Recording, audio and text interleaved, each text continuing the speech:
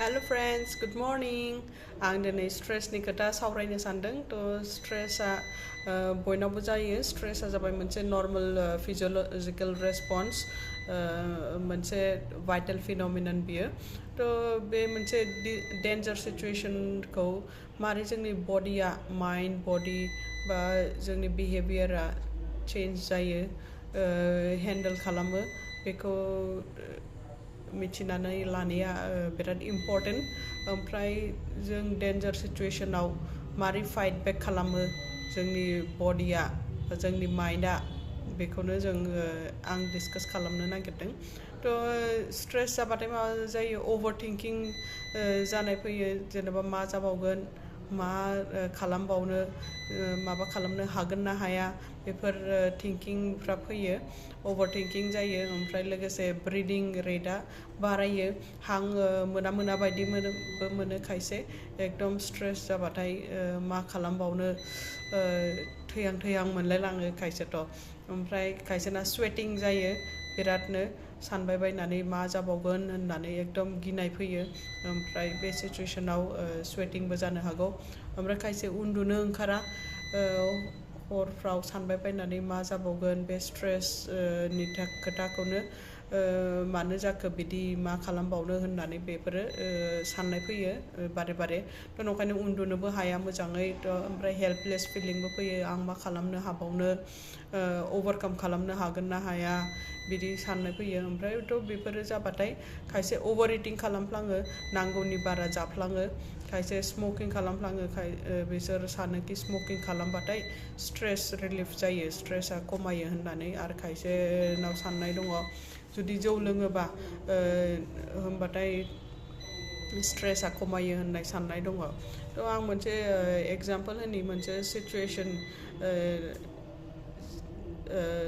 नि खोथा रायलायनि जेनेबा जों सासे मानसिया जंगलाव थांबाय जंगलाव ओमफ्राय खोमसि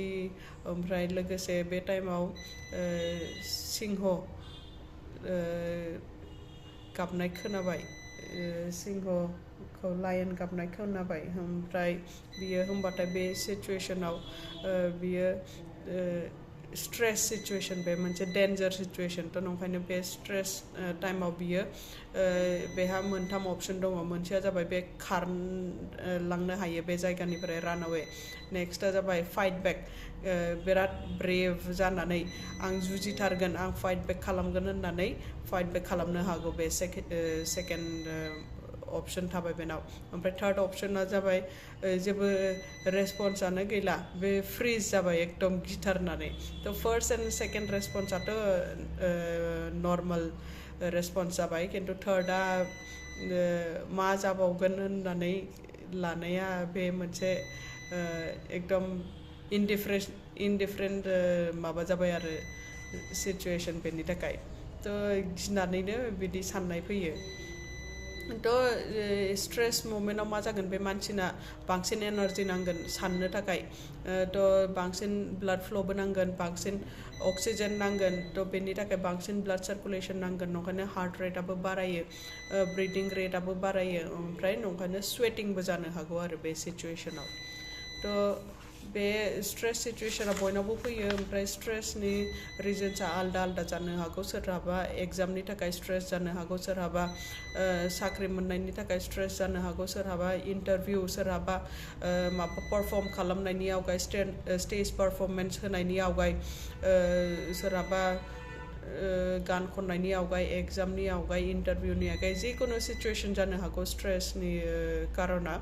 ओमफ्राय स्ट्रेसआ आलदा रोखोमनि थायो एक्यूट क्रनिक ओमफ्राय एपिसोडिक थ' एक्यूट मानेथ' इमिडियेटलि जे जायो बेखौ होनो क्रनिक माने गोबाव टाइमसिम सोलिबाय थानायखौ होनो आरो एपिसोडिक माने टाइम टु टाइम जाबाय थानायखौ होनो थ' स्ट्रेस जानाया मोनसे नर्मेल खिन्थु स्ट्रेसखौ जों मारै हेन्डेल खालामो बे मोनसे इम्परटेन्ट बुस्थु आरो ओमफ्राय स्ट्रेसखौ जों मालाबाबो कियर खालामनो हाया स्ट्रेसखौ मेनेज खालामनो हायो स्ट्रेसआ स्ट्रेसखौ हेन्डेल खालामनायासो बिराद इम्परटेन्ट खायसे मानसिफ्रा मोजाङै हेन्डेल खालामनो हायो मेनेज खालामनो हायो आरो खायसे मानसिफ्रा मेनेज खालामनो रोङा थ' बिदियावनो गोबां लाइफस्टाइल डिजिजफोरनिफ्रायबो साफार खालामो जुदि क्रनिक स्ट्रेस जाबाय थायोबा थ' नंखायनो बे स्ट्रेस सिचुएशनफोरखौ मेनेज खालामनाया बिराद इम्परटेन्ट जुदि रोङा सोलोंनानै लानाया मोजां ओमफ्राय मारै स्ट्रेस खालामजायो बेफोरखौ अवेरनेस होनो लुबैदों आं नंखायनो बे भिडिअखौ बानायनाय जादों थ' स्ट्रेसफोरखौ रिमुभ खालामनो नाजानांगौ खायफा लननि थाखाय खायसे एग्जामनि थाखाय स्ट्रेस जानो हागौ थ' मानि थाखाय जादों बेखौ मोनथिनांगोन ओमफ्राय बे स्ट्रेसफोरखौ हागौमानि रिमुभ खालामनांगौ थाबैनो ओमफ्राय लोगोसे इजिलि एभेलेबल रिसोर्सेस ओभार इटिं स्मकिं ड्रिंकिं बेफोरखौ खालामो मानसिफ्रा खिन्थु बेफोरजों इमिडियेटलि रेसपन्सखौथ' मोनो बा इमिडियेट रिलिफ मोनो मोजां मोनो खिन्थु बेजों पार्मानेन्ट सल्युशन जाया बे मोनसे टेम्परारि सल्युशनसो थ' पार्मानेन्टलि जुदि मोजाङै जुदि स्ट्रेस मेनेज खालामनो लुबैयोबा होमबा गोबां टेकनिक दङ बेफोरखौ सोलोंनानै लानाया मोजां डिप ब्रिदिं एक्सारसाइसेस दङ अक्सिजेन लेभेला बारा नांगौ नालाय ओंखायनो डिप ब्रिदिं एक्सारसाइसफोरखौ सोलोंनानै लानाया मोजां मेडिटेसन खौ सोलोंनांगौ लोगोसे सेल्फ लाभ टेकनिक्स दङ किसुमान वकिंआवबो थांजायो वकिं थांबा मा जागोन देहायाबो फिजिकेल एक्टिभिटिबो जागोन आरो लोगोसे किसुमान हरमोन्स सेरेटनिन एन्ड'नेफ्रिन बेफोरो रिलिज जागोन ओमफ्राय मोजां मोनगोन गोसोआ नेक्स्टआ जाबाय जोंनि थट्सफोरखौ फिलिंसफोरखौ बा स्ट्रेस सिचुएशना मानि थाखाय जादों बेफोरखौ जोंनि फेमिलि मेम्बार्स फ्रेन्ड्स बेसोरजों शेयार खालामजायो जायखौ जों ट्रास्ट खालामो ओमफ्राय बे शेयार खालामबा गावनि थट्सफोरखौ गावनि फिलिंसफोरखौ होमबा लाइटार फिल खालामो मोजां फिल खालामो ओमफ्राय अबभियासलि आइडियास मोनगोन मारै स्ट्रेसखौ रिलिफ खालामनांगौ स्ट्रेसरखौ रिलिफ खालामनांगौ ओमफ्राय लोगोसे गाव जेखौ मोजां मोनो बे एक्टिभिटिसआव एंगेज खालामनानै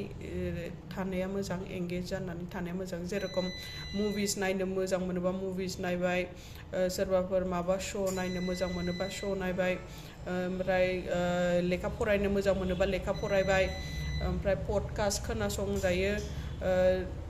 मिउजिक खोनासंजायो डान्स खालामजायो गार्डेनिं खालामजायो आर्ट एन्ड क्राफ्ट खालामजायो जेखौ मोजां मोनो बेखौनो खालामजायो जाहाथे फकासा स्ट्रेसआव थाया फकासा डाइभार्ट जायो थ' बेनि थाखाय ओमफ्राय बे मोनसे स्ट्रेसआ डिफिकाल्ट सिचुएशन अबभियासलि नंगौ बे स्ट्रेस रिलिफ टेकनिक्सफोरखौ खालामनो स्टार्टिंआव एसे गोब्राब जानो हागौ खिन्थु खालामबाय थायोबा बेखौ हेन्डेल खालामनो रोंलांगोन इजि जालांगोन खालामबाय थायोबानो जेला स्ट्रेस जायो होमबा